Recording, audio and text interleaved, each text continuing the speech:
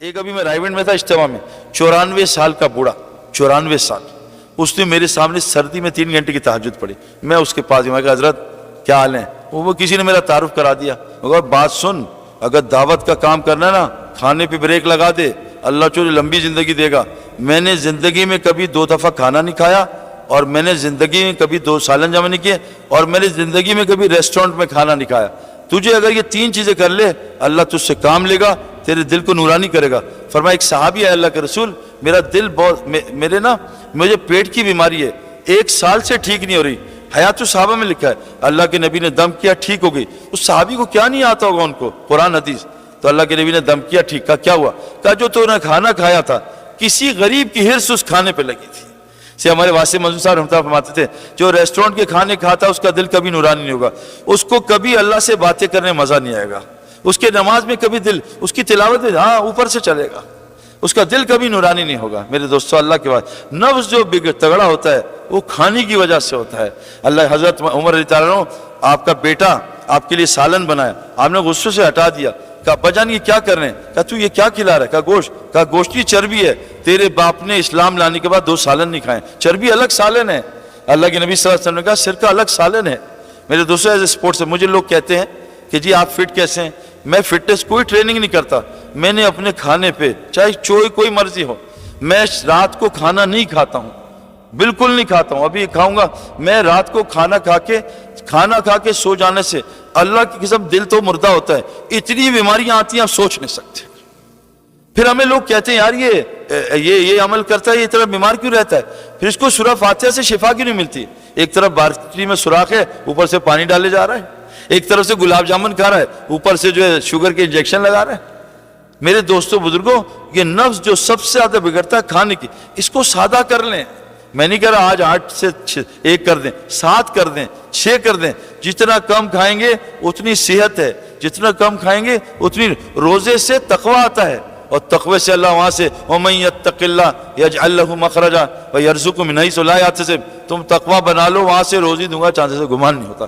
اس لیے میرے دوستو یہ 4 دشمن ہیں، اب اس کو دشمنی کرنی پڑے گی. یہ نہیں انشاءاللہ نہیں بھائی، دنیا کی محبت کو نیچے، اللہ کے تقاضوں کو اوپر رکھنا پڑے گا، اللہ کے اوپر. ہمارے حاجی صاحب فرماتے تھے جو 4 کام کرے گا اللہ سو ملکوں کی ہدایت کا کام لے گا. ایک، دنیا کے اس کے اندر بے رغبتی ہو، دنیا کی بے رغبتی، آخرت کا دیوانہ ہو، شوق، ففروا الی اللہ. تیسرا، دین مٹنے کا اس میں غم ہو، دین مٹنے کا غم ہو. چوتھا، اپنے تقاضوں کو قربان کرے، اپنے تقاضوں قربان کرے، اللہ کے تقاضوں میں لگے، نیند قربان کرے، بھوک قربان کرے، بھوک میں گشت کرے، نیند میں گشت کرے.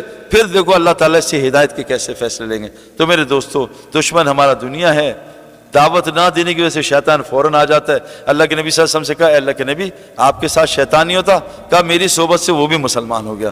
تیسرا، ہمارا گندا ماحول، مسجد سے نہ کٹیں، ہر جگہ کو مسجد بنائیں، ہر جگہ ماحول بنائیں، جہاں ماحول بنتا ہے فرشتے آ کے بیٹھ جاتے ہیں. اور میرے دوستو اس نفس کو کھانے سے تھوڑا بچائیں. اگر آپ نے کھانے سے بچا لیا انشاءاللہ تعالیٰ یہ نفس آپ کا قابو میں آ جائے گا، ورنہ یہ گھوڑا بن جائے گا جو بغیر لگام کے ہمیں جو ہے آخرت میں نقصان پہنچا دے گا. یہ میرے دوستو یہ اپنے اندر بھی لانی ہے چیزیں، اور ساری انسانیت کو اس چیز کو بتانا ہے. کیوں؟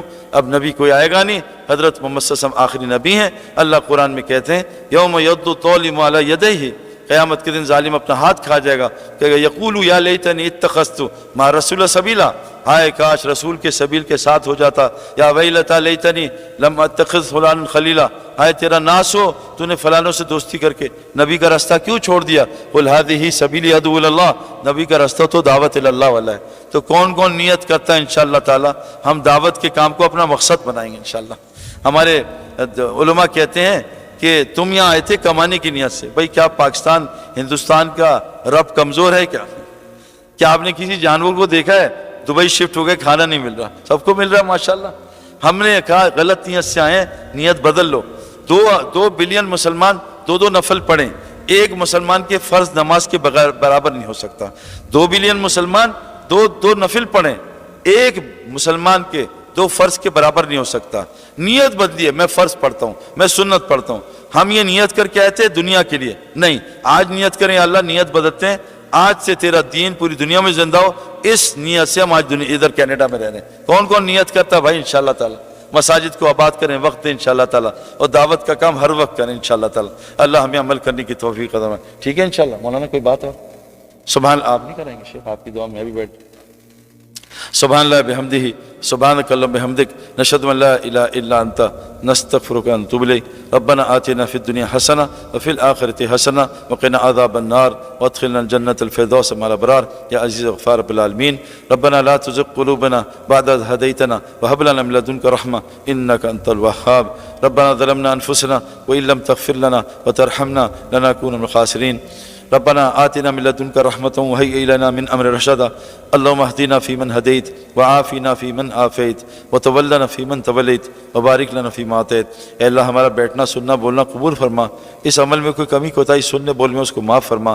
یا اللہ ہمیں ہماری اولاد و نسلوں کو دین کا داعی بنا، ہماری اولاد و نسلوں کو علماء بنا، ہماری اولاد و نسلوں کو صالح بنا، ہماری اولاد و نسلوں کو متقی بنا۔ یا اللہ جتنے مسلمان مر چکے زندہ ہیں سب کی مغفرت فرما، ہر چھوٹا کبیرہ صغیرہ گناہ معاف فرما۔ یا اللہ آج تک جتنے مسلمانوں نے جو نیکی کی ہے سب کو اعلیٰ درجے پہ قبول فرما، اس کا اجر اپنے ہاں بڑھا، اس میں جو کمی کوتاہی ہے معاف فرما۔ یا اللہ جتنے مسلمان مر چکے ہیں سب کو معاف کر کے حضور صلی اللہ علیہ وسلم کے ساتھ جنت فردوس میں داخل فرما۔ ہم جتنے مسلمان ہیں ہماری اولاد و نسلوں کو حضور صلی اللہ علیہ وسلم کے ساتھ جنت فردوس کا ساتھی بنا۔ جو خیر آپ علیہ السلام نے مانگی ہم کو عطا فرما، جن شرور سے پناہ مانگی شرور سے پناہ عطا فرما۔ یا اللہ ہماری مساجد کو 24 گھنٹے آباد فرما، ہمارے حفاظ کی، علماء کی، مساجد کی، مراکز کی، ہر مسلمان عورت مرد بچے بڑی کی حفاظت فرما۔ جتنے مسلمان بیمار ہیں ان کو شفا کاملہ عطا فرما۔ جتنی مسلمان بچیاں گھر میں بیٹھی ہیں ان کے اچھے اچھے رشتے عطا فرما۔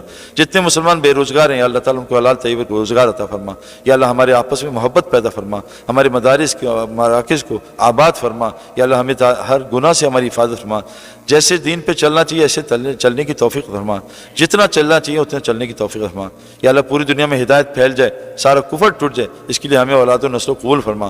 یا اللہ کامل ایمان کی حالت میں زندہ رکھ اور کامل ایمان کی حالت میں شہادت کی موت عطا فرما۔ ربنا تقبل منا انک انت السمیع العلیم وتب علینا انک تواب رحیم۔ سبحان ربک رب العزۃ عما یصفون وسلام علی المرسلین الحمد للہ آمین۔ السلام علیکم ورحمۃ اللہ، جزاکم۔